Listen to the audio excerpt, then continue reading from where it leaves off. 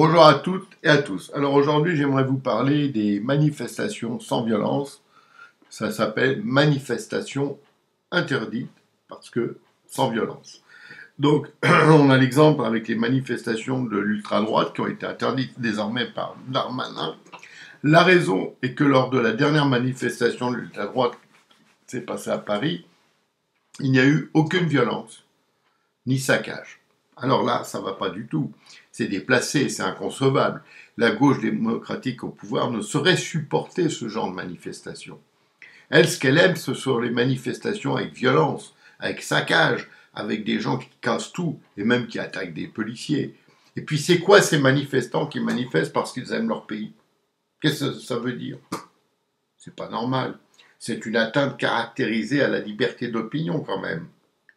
Heureusement que dans les autres manifestations, celles qui ne sont pas interdites, elles, bien sûr, organisées par des socialistes et des communistes, là avec des gentils démocrates qui cassent, qui pillent magasins, voitures, et qui agressent même aujourd'hui les forces de l'ordre directement. Alors, pendant ce en même temps, et que nous sommes en guerre, la France s'enfonce et coule à pic, mais tout va mieux selon notre skipper en chef, Macaron Ier, échoué sur des rochers visibles à des kilomètres. En attendant, en Macaronie, il y a un pognon de dingue pour proposer sans rire, alors c'était sans rire, hein, un plan vélo à 2 milliards d'euros. 2 milliards d'euros dans un pays où il n'y a plus une thune. Mais bon, pas grave, vous ne rêvez pas, et cela s'est passé comme une lettre à la poste. De toute façon, tout passe ici comme une lettre à la poste. C'est la Macaronie dans toute sa méprisante splendeur qui ne s'adresse finalement qu'aux bobos et autres veaux. Surtout les bobos d'ailleurs. Alors on entend dire souvent, c'est l'État qui paye. Oui, c'est l'État qui paye. Mais c'est qui l'État? L'État qui paye, ce sont les contribuables, hein, qui mettent à chaque fois la main à la poche et qui bientôt n'auront plus d'argent dans leur poche d'ailleurs.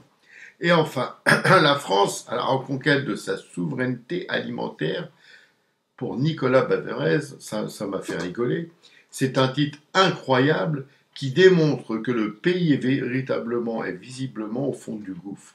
Imaginons quand même qu'on disait dans le temps, rappelez-vous, les deux mamelles de la France sont labourage et pâturage. Et maintenant, j'ai trouvé le slogan des deux mamelles de la France qui sont devenus immigration et insécurité. Alors, tandis que le président fait mumuse au Monopoly et dépense les milliards à la télé qu'il n'a pas, on sait que la situation économique est catastrophique et que les confinements et le télétravail ont achevé pas mal d'entreprises. Mais lui, Macron, poursuit dans sa méthode du « tout va très bien, même mieux ». Hein, sans que cela ne paraisse choquer outre mesure. Hein. On n'a pas l'impression que les Français se rendent compte de ce qui se passe. C'est donc une drôle de société qui a renoncé à ses propres valeurs, hein, des valeurs ancestrales, pour adopter une posture bien vivre ensemble, et tout le monde, il est beau, il est gentil.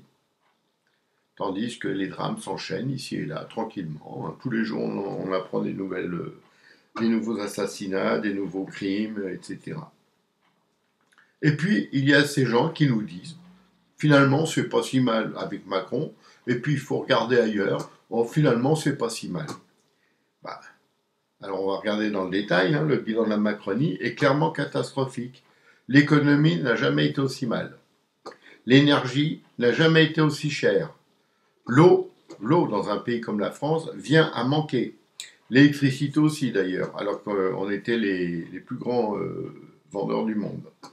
Il n'y a presque plus assez de médecins dans les hôpitaux, qui sont eux-mêmes surchargés et manquent cruellement de personnel qualifié.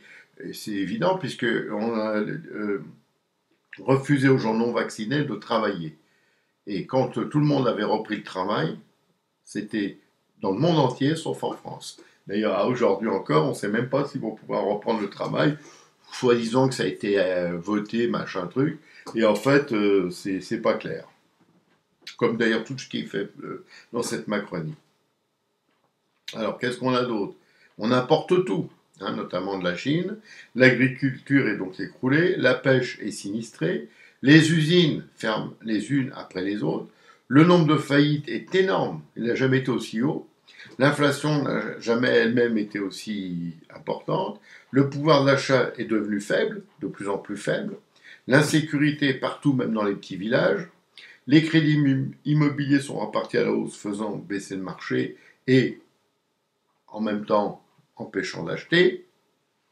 Donc ce bilan de la Macronie, qui est finalement mauvais et terrifiant, avec en prime l'augmentation de la pauvreté partout. Parce qu'il faut le dire, ça. La pauvreté a augmenté partout. Je rappelle, ici j'en profite encore, la promesse de campagne de Macron 2017 avec une retraite garantie à minimum 1100 euros, jamais tenue. Il l'a refaite à 1200 euros pour 2022, jamais tenue. Et par contre, il a baissé les retraites par deux fois, 2020, 2022 et début 2023. Donc on voit que dans la Macronie, vraiment, tout va bien. Alors, qu'est-ce qu'on a encore à dire sur ce Macron? C'est qu'il n'a pas le sens des réalités, d'où son mépris et sa prétention. En fait, Macron, c'est Narcisse réincarné. Bon, j'arrête là, parce que franchement, comme vous le savez, on est mal, vraiment très mal. Je remercie toujours ceux qui nous soutiennent, il y en a de plus en plus, ça fait plaisir. Ceux qui partagent, il y en a de plus en plus, ça fait aussi plaisir. Et je vous dis à la prochaine. Au revoir.